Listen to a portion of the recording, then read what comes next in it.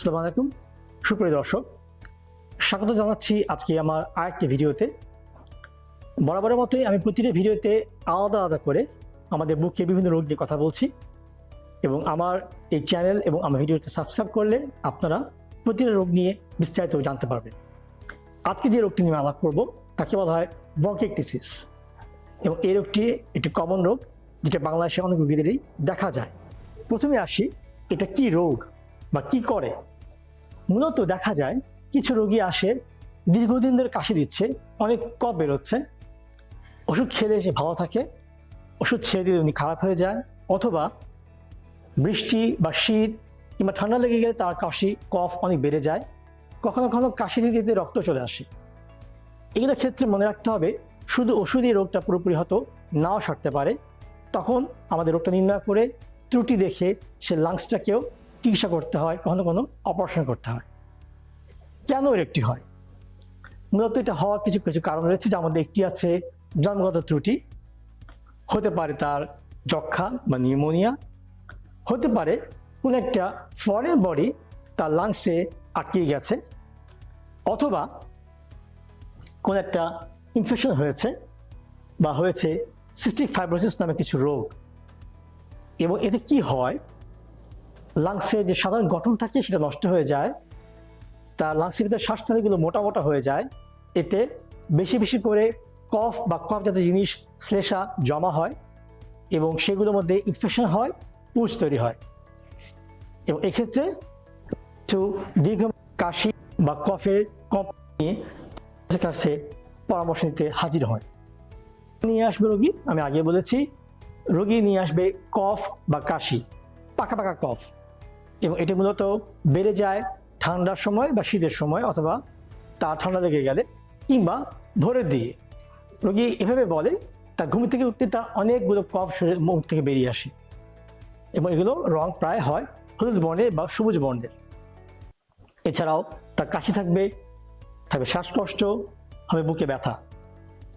এবং এগুলোর ক্ষেত্রে আমরা করি একটা বুকে এক্সরে, এবং এক্সরে করে যদি সন্দেহ হয় যে তার এই এক্সরেটা স্বাভাবিক না, তার লাংসে কোনো সমস্যা থাকতে পারে, তখন আমরা করতে দিই বুকে সিটি স্ক্যান, এবং এটাকে করতে হয় HR সিটি স্ক্যান, এবং এই রোগটা সিটি স্ক্যান দ্বারাই নির্ণয় করা সম্ভব।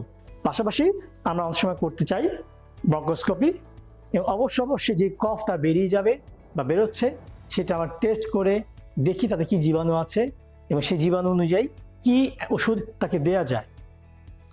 মনে রাখতে হবে সাধারণত এই সমস্ত রোগীর ক্ষেত্রে প্রত্যেকটা রোগী যাচ্ছেন একজন পক্ষবাদী বিশেষজ্ঞের কাছে যারা ওষুধ দিচ্ছেন, এবং যে সমস্ত রোগীগুলো ওষুধ খেয়ে ভালো থাকে এবং বারবার হয় না বা ঠান্ডা লেগে গেলে আবার কিছু ফিরে আসে না, ওষুধ বন্ধ করলে ভালো থাকে, তাদের কিন্তু অপারেশন দরকার পড়ে না।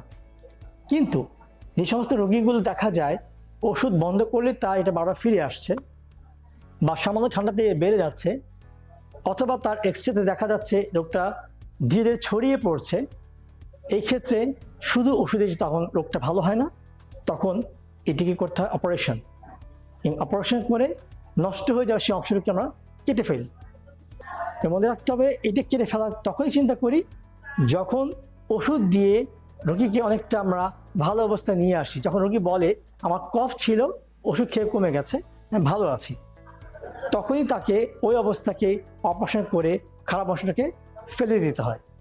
আমি আগে বলেছি যে চিকিৎসা হচ্ছে আগেই রোগটা নির্ণয় করতে হবে, কারণটা বের করতে হবে, কফ পরীক্ষা করতে হবে, ওষুধ দিতে হবে সেই অনুযায়ী। এবং আরেকটা বিষয় বলে নিই, এটাকে বলা হয় ফিজিওথেরাপি, অর্থাৎ তাকে শ্বাসের ব্যায়ামে করে করে পিঠে এক ধরনের ব্যায়াম আছে সেটা করে বাড়ি দিয়ে দিয়ে সমস্ত কফ বের করে ফেলে দিতে হবে, যাতে কফ বুকে জমা না থাকে।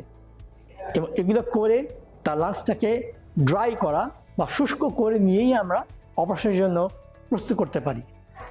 এবং আমি একটা আগের পর্বে বলেছি আপনাদেরকে শ্বাসের ব্যায়ামের কথা, এবং সেই ব্যায়ামটা এই সমস্ত রোগীর ক্ষেত্রে অত্যন্ত জরুরি।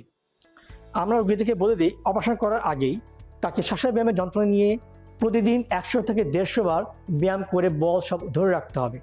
তাতে কি লাভ হবে? তার লাংসটা ফুলে স্বাস্থ্যবান হবে, যেই অংশটুকু ভালো আছে ওগুলো আরও ভালো হয়ে যাবে, যেটা খারাপ আছে ওটার দায়িত্ব নিতে সে প্রস্তুত হবে। কখন করবো অপারেশন? যখন আমরা দেখব তার ওষুধগুলো কাজে আসছে না, তার শ্বাসকষ্ট অনেক বেড়ে গেছে, কাশিতে রক্ত বেরোচ্ছে কফের সাথে, এবং এক্স-রে বা সিটি স্ক্যানে ফুসফুসে একটি অংশ বা পুরো অংশ নষ্ট হয়ে গেছে, অথবা তার স্বাভাবিক জীবনযাপনে অনেক অসুবিধা হচ্ছে। এখানে একটু বেশি বলে রাখি, আমি আলাদা পর্বে আমাদের লাংসের বা ফুসফুসে কাশি নিয়ে কথা বলবো, কাশিতে রক্ত আসে কেন বা রক্ত হলে কী হয় সে নিয়ে কথা বলবো। এখানে বলে নেই, আমাদের কফের সাথে রক্ত যদি যায়, প্রতিবারই যাচ্ছে, তখন কিন্তু এটা ভাবতে হবে তার কোনো রোগ রয়েছে। কিন্তু যদি এমন হয় যে আমি দীর্ঘক্ষণ ধরে কাশি, খুব জোরে কাশি দিচ্ছি বা শুষ্ক কাশি যাচ্ছে, তখন শেষের দিকে একটু রক্ত বেরিয়ে আসছে, এটা কিন্তু ভয়ের না। জোরে কাশি দিলে অনেকেরই আমাদের শ্বাসনালী পর্দা ছিঁড়ে গিয়ে রক্ত আসতে পারে, কিন্তু যাদের রোগ হয়ে যায় ওদের জোরে কাশি দিতে হচ্ছে না, তাদের সাধারণ কাশিতেই রক্ত বেরিয়ে আসতে পারে। রক্ত বেরিয়ে আসা মানে ক্যান্সার বা অন্য কিছু না, অনেক রোগের জন্য হয়, তেমনি এটাও একটা রোগ। আমি পরবর্তী ভিডিওতে কাশিতে রক্ত আসলে কি করতে হবে, কেন রক্ত আসে আমি আলাপ করব। তাহলে এরপর আমরা কি করব?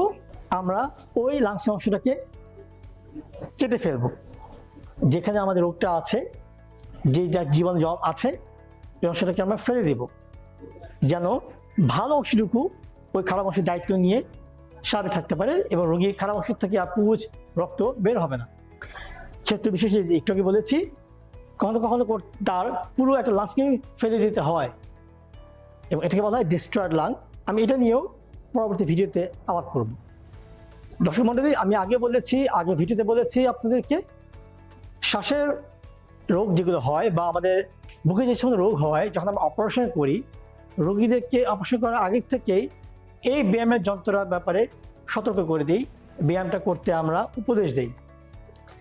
আমার কাছে যখন রোগীরা আসে চেম্বারে বা হসপিটালে, যখন তারা জানতে চায় আমি অপারেশন করার পরে কতদিন পরে বাড়ি যেতে পারবো, উত্তর আমি এইভাবে দিই, যত উনি ব্যায়াম করতে পারবে, এই যন্ত্র দিয়ে যত বেশি বা করতে পারবে, লাংস তত ফুলবে এবং তার বুকে সমস্ত রাখা পানি, রক্ত নল দিয়ে বেরিয়ে যাবে এবং এক্সরে যখন ভালো হবে আমি তাকে বাড়ি পাঠিয়ে দেব। অর্থাৎ সুস্থ হওয়ার দায়িত্ব আপনার হাতে। আমি অপারেশন করে আপনার পর্দা ফেলে দিয়েছি বা লাংসের খাওয়া অংশ ফেলে দিয়েছি, নল দুটো দিয়ে এসেছি যেন ভিতরে পানি জমা, রক্ত জমা বেরিয়ে যায়। বেরোবার জন্য দায়িত্ব আপনাকে নিতে হবে, এটা ওষুধে বেরোবে না।